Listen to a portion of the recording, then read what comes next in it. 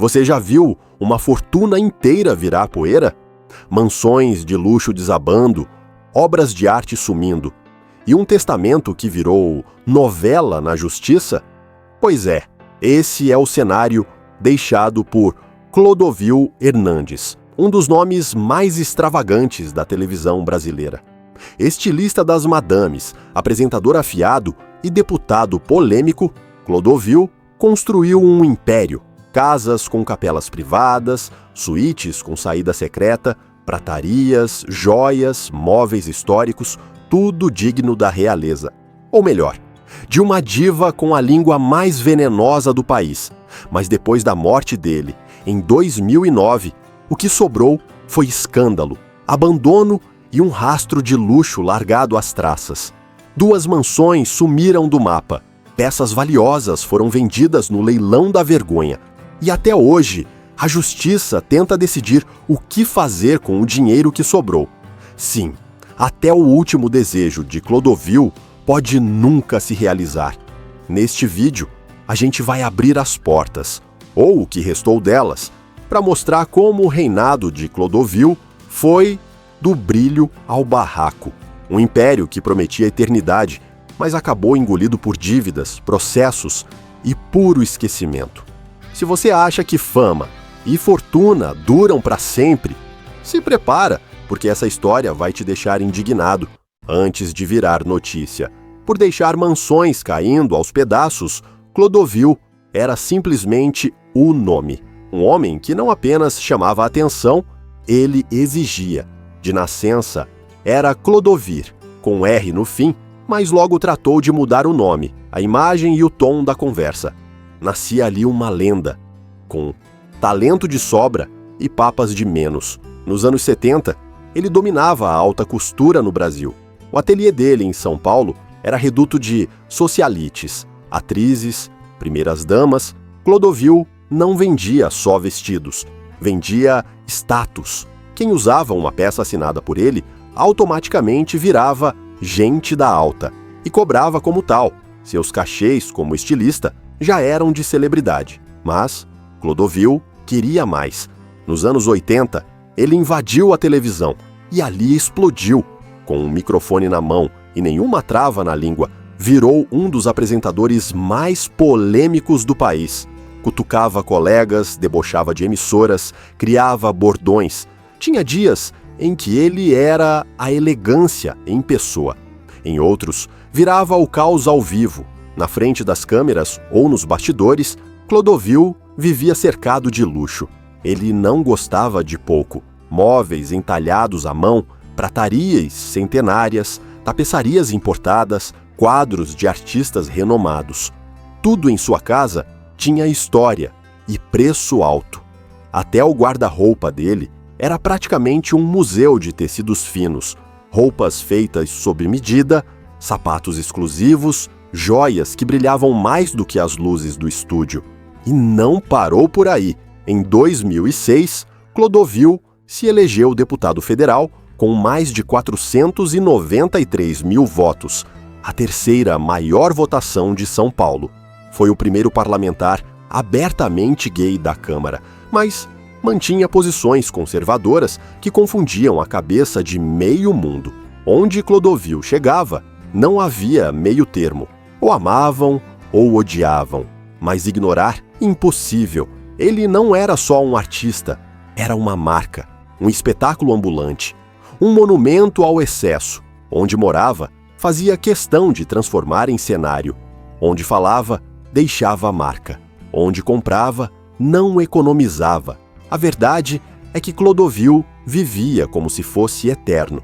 Mas, como a gente vai ver a partir de agora, nem o brilho mais intenso sobrevive à falta de cuidado. E o que aconteceu com tudo o que ele construiu, literalmente, é de revirar o estômago. Se você acha que já viu uma casa extravagante, espera até conhecer a mansão que Clodovil construiu em Ubatuba, no litoral norte de São Paulo. Aquilo não era uma casa, era um delírio de concreto.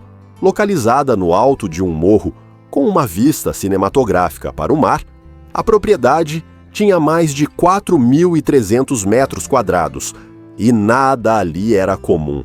A casa tinha 20 cômodos, uma capela particular em homenagem à mãe, um quarto com saída secreta e o clássico toque Clodovil. 2 vasos sanitários no jardim. Sim, no jardim, para quando as visitas estivessem na piscina, não precisarem entrar molhadas. Prático e bizarro ao mesmo tempo. O interior era ainda mais teatral. Colunas gregas, vitrais coloridos, piso de mármore, móveis esculpidos à mão. E tinha até uma sala com areia no chão para simular uma praia interna. Clodovil não queria só morar ali. Ele queria ser lembrado como o dono da casa mais louca e chique do Brasil. Mas o que era cenário de novela virou enredo de filme de terror. Depois da morte dele, em 2009, a mansão foi abandonada sem cerimônia, sem herdeiros diretos, sem dinheiro para manutenção, sem alma viva que quisesse bancar o custo do paraíso. A casa foi largada, o mato cresceu, a infiltração tomou conta, móveis apodreceram, o luxo virou entulho. Para piorar, parte do terreno invadia uma área de preservação ambiental. Resultado? Demolição parcial, autorizada pela Justiça. Um pedaço do sonho Clodovil foi literalmente derrubado por retroescavadeira. E o resto? Continua em disputa judicial. Um funcionário chegou a ser contratado para vigiar o local e evitar invasões, mas até isso virou insustentável. Hoje, a mansão de Ubatuba é uma carcaça de concreto, esquecida no meio da mata. Restaram apenas imagens chocantes da decadência.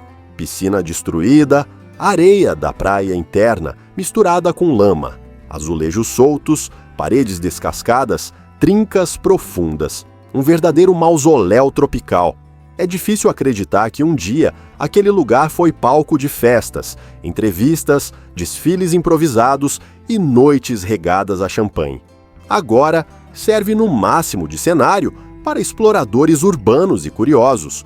Um retrato perfeito do que acontece quando o luxo perde o dono e ninguém quer herdar o problema. Se você achou que a história da mansão de Ubatuba já era absurda o suficiente, segura essa. Clodovil tinha outra propriedade imensa, e ela também teve um destino trágico. A casa ficava na Granja Viana, uma das regiões mais valorizadas da Grande São Paulo.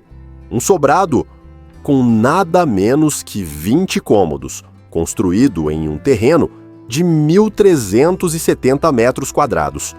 Era o segundo refúgio luxuoso do estilista, e segundo ele, seria a versão urbana do seu santuário litorâneo. Só que essa casa teve ainda menos sorte. Na época da morte de Clodovil, em 2009, o imóvel estava em reforma.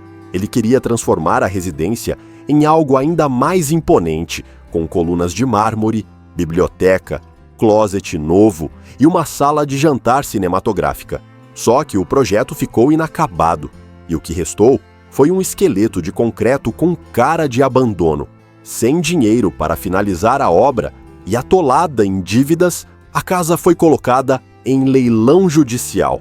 Valor de venda? Apenas R$530 mil.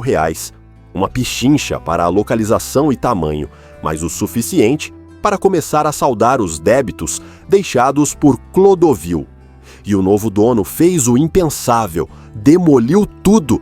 Sim, a casa foi pro chão, sem dó, sem museu, sem restauração, sem homenagem. Nenhum item foi preservado, nenhum pedaço virou monumento. O que antes era símbolo do luxo, virou entulho em caçamba.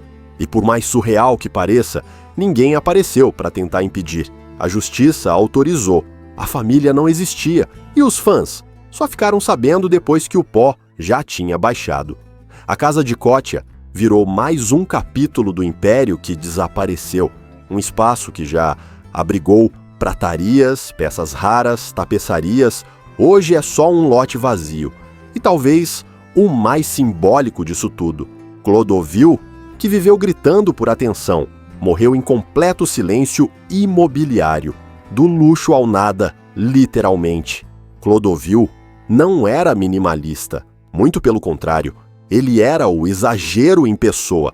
Tudo na vida dele Era grande, dramático, cheio de brilho, e isso se refletia nos seus pertences, o guarda-roupa, um espetáculo à parte, ternos sob medida, tecidos importados, sapatos de couro com detalhes bordados, lenços, cachecóis, abotoaduras.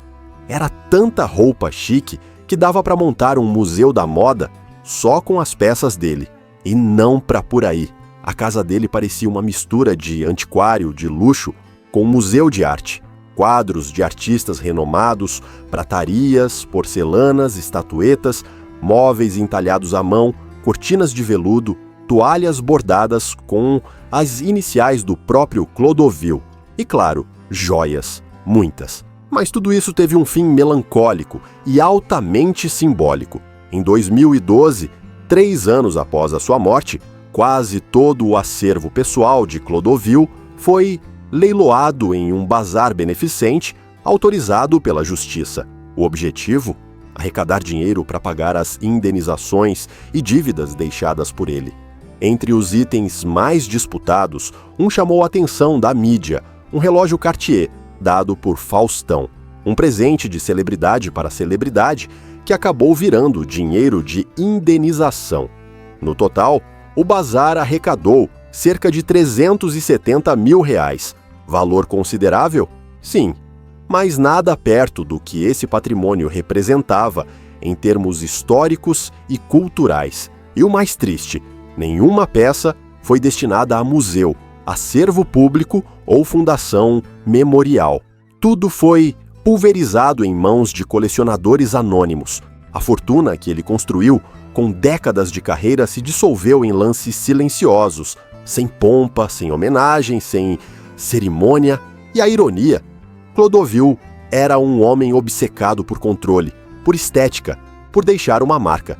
Mas nem o candelabro da sala de jantar ficou para contar a história, nem o espelho dourado, nem o tapete persa. Tudo virou parte de um bazar pós-morte, quase como um Black Friday do luxo decadente. Se o que você tem diz muito sobre quem você é, imagina o que diz quando ninguém mais quer guardar. Clodovil não teve filhos, não deixou irmãos vivos, não nomeou herdeiros diretos, mas deixou um testamento com um último desejo bem claro: criar uma fundação beneficente para meninas carentes, em homenagem à sua mãe, Isabel Hernandes. Soa bonito, né? Quase poético. Só que o Brasil não é novela, e testamento aqui vira enredo de guerra judicial. Após a morte dele, o patrimônio, estimado em cerca de R$4,2 milhões, foi direto para o inventário. Só que, junto com os bens, vieram as dívidas, muitas, daquelas de fazer qualquer fortuna evaporar em silêncio. De cara, mais de R$3 milhões foram consumidos em indenizações, impostos, custas judiciais e dívidas acumuladas ao longo dos anos. E não era pouca coisa. Clodovil respondia a diversos processos, alguns por falas polêmicas contra personalidades como Marta Suplicy e o estilista Ronaldo Sper. Sim, as frases afiadas dele voltaram com juros e correção monetária. O que sobrou? Cerca de R$1 milhão, espalhado em 3 contas judiciais totalmente bloqueadas. E esse dinheiro só pode ser mexido com autorização da Justiça.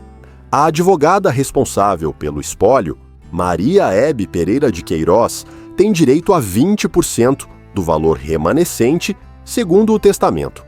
Mas até hoje ela não recebeu nada, porque antes de dividir, tem que pagar tudo o que ficou para trás. E a tal fundação beneficente, o Ministério Público já disse que ela provavelmente nunca vai sair do papel. Segundo as exigências da lei, seria necessário um capital muito maior e uma estrutura que o espólio, reduzido e travado, simplesmente não tem como bancar. Resultado? O dinheiro que já foi luxo e ostentação agora é R$1 milhão congelado, esperando uma decisão que nunca vem.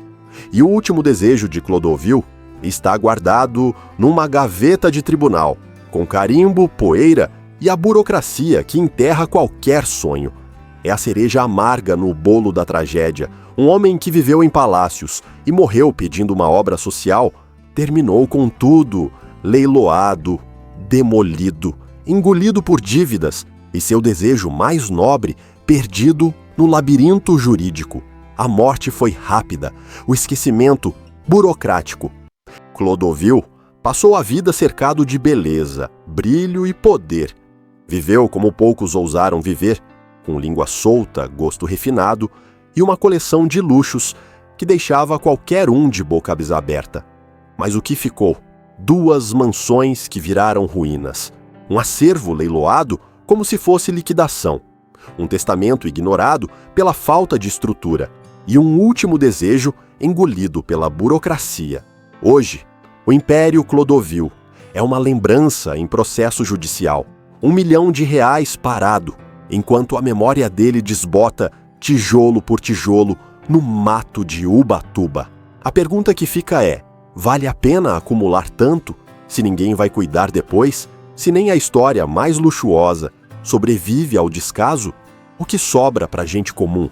Clodovil queria eternidade, queria ser lembrado, queria deixar algo além de roupas e frases afiadas, mas nem isso deixaram.